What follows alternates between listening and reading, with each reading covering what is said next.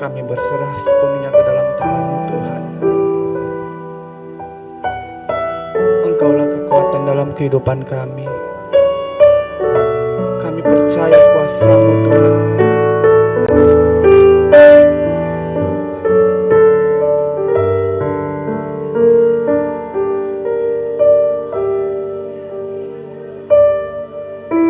Sungguh besar setiamu,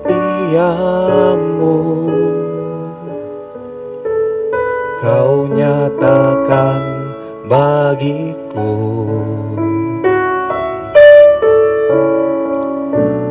Kau Bapa yang selalu mengerti isi hatiku.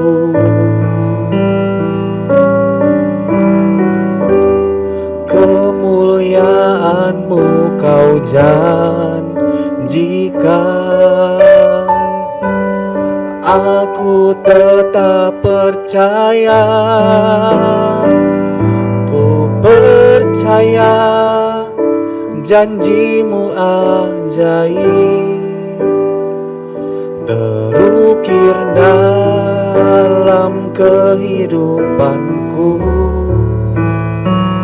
Ku berserah di dalam kekuatan-Mu, ku percaya.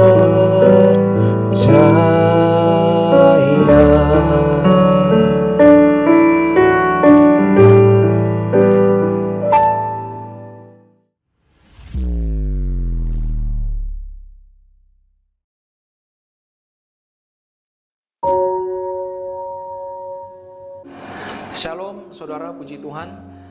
Kesempatan hari ini kita akan sama-sama belajar firman Tuhan yang terdapat dalam Injil Yohanes pasalnya yang kedua. Saya akan baca mulai dari ayat yang pertama sampai ayat yang ke-11. Perkawinan di Kana. Pada hari ketiga ada perkawinan di Kana yang di Galilea, dan ibu Yesus ada di situ. Yesus dan murid-muridnya diundang juga ke perkawinan itu. Ketika mereka kekurangan anggur, ibu Yesus berkata kepadanya, mereka kehabisan anggur.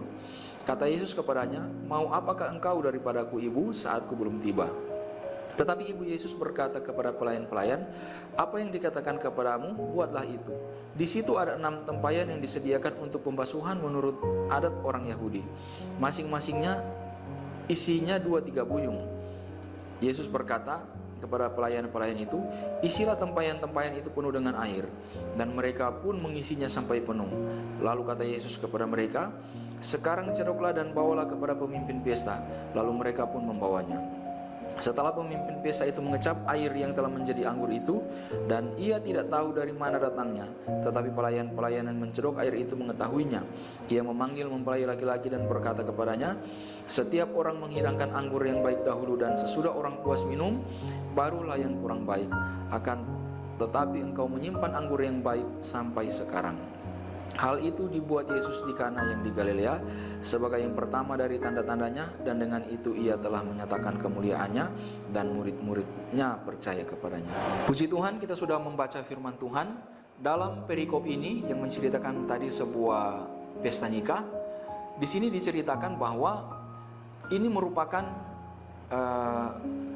awal pelayanan dari Tuhan Yesus, dan ini adalah mujizat yang pertama kali dikerjakan oleh Tuhan. Kalau kita melihat di sini, sepertinya ketika Tuhan Yesus menjadikan air menjadi anggur, itu tentunya bukan anggur buah, tetapi air anggur maksudnya. Ketika Tuhan Yesus menjadikan air menjadi air anggur, sepertinya ini bukan mujizat yang sangat spektakuler. Seperti misalkan Tuhan Yesus membangkitkan orang mati misalnya, atau mencelikan mata yang buta. Orang-orang di sekitar itu waktu itu mengatakan bahwa mujizat yang seperti itu belum pernah mereka lihat, belum pernah terjadi. Saudara, belum pernah mereka dengar. Tuhan Yesus tidak memulai dengan perkara-perkara membuat mujizat-mujizat seperti itu. Tetapi Tuhan Yesus memulai dari menciptakan anggur yang baru di dalam sebuah pesta nikah. Saudara, dalam tradisi Yahudi, dalam pesta nikah, air anggur itu menjadi sebuah keharusan. Saudara, karena air anggur itu melambangkan kesukaan dan kepuasan, saudara. Dan dalam cerita ini mereka dikatakan mereka kekurangan anggur, mengalami kekurangan air anggur, dan Tuhan Yesus ada di situ. Tuhan Yesus datang di situ untuk membereskan masalah yang ada di situ, saudara. Makanya implikasi dari cerita ini dalam kehidupan kita adalah kehidupan nikah yang mengalami kehabisan atau kekurangan anggur. Makanya Tuhan Yesus mau menciptakan kembali di situ sukacita atau kepuasan-kepuasan yang baru dalam kehidupan kita. Saudara, rasanya kita mungkin bisa memiliki apa saja. Kita mungkin bisa memiliki harta kekayaan. Tetapi kalau kita tidak mengalami lagi yang namanya anggur baru itu, kesukaan dan kepuasan, terasa hidup ini hampa. Kita mungkin bisa ada apa saja. Banyak kesaksian orang-orang yang punya bergelimang harta, tetapi dia tidak lagi mengalami yang namanya kesukaan. Dia menjadi stres, dia menjadi paranoid, dia menjadi ketakutan yang berlebihan, saudara. Karena kenapa? Karena dia tidak mengalami sukacita yang daripada Tuhan. Dan hari ini firman Tuhan mengingatkan kepada kita supaya kita boleh mengalami anggur yang baru itu, sukacita yang baru. Bagaimana kita bisa mengalami itu? Dalam teks yang lain dikatakan, Tuhan Yesus katakan, akulah pokok anggur yang benar. Artinya dialah sumber sukacita. Mungkin kalau kita hari-hari ini mengalami banyak persoalan bisa saja, masalah bisa saja, tetapi kita tidak boleh kehilangan sukacita. Kalau ada Tuhan Yesus dalam kehidupan kita, Dia adalah sumber sukacita, Dia sumber pokok anggur yang benar itu. Dia akan memberikan kita aliran-aliran yang hidup, aliran-aliran air hidup. Itulah sukacita dan damai sejahtera. Dia memberikan kesukaan-kesukaan baru dalam kehidupan kita.